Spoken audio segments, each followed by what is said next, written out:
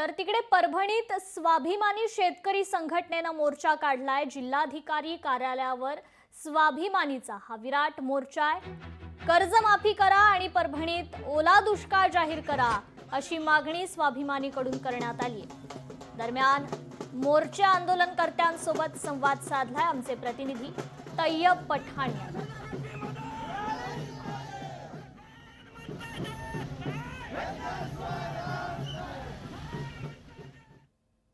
आपल्यासोबत स्वाभिमानीच्या जिल्ह्यात किशोर ढगे आहेत। किशोर भाऊ, आज मोर्चा काढलेला आहे, नेमकं मोर्चा काढण्याचा उद्देश काय?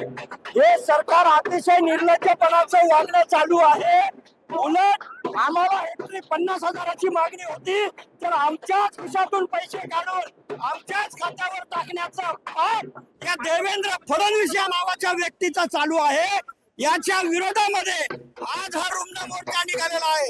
सरकारने या मोर्चाच्या मागण्या मान्य करून शेतकरी बायबापाला न्याय द्यावा, अन्यथा हेच रुग्ण सरकारच्या रुग्णावर मारल्याशिवाय आम्ही शांत बसणार नाहीत।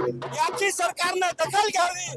संपूर्ण कर्जमुक्ती करण्याचा हाच एक चांगला मार्ग आहे आणि हीच वेळ आहे। ही वेळ साधावी आणि संपूर्ण कर्जमुक्त करावं। दुसरी गोष्ट, हेक्टरी 50,000ची मागणी ही माझी नाही, तर देवेंद्र फडणवीसांचीच आहे।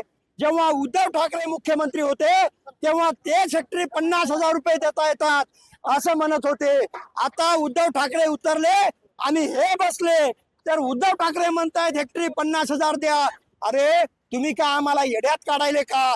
स्वाभिमानी शेतकरी संघटनेचे किशोर ढगे यांचं असं म्हणणं आहे की एकतर 50,000 रुपये मदत द्या, नाहीतर आम्ही संपूर्ण महाराष्ट्र चक्काजाम करणार आहोत। तैयब पठाण, लोकशाही मराठी, परभणी। लोकशाही मराठी ऐका, पहा, जागरूक रहा।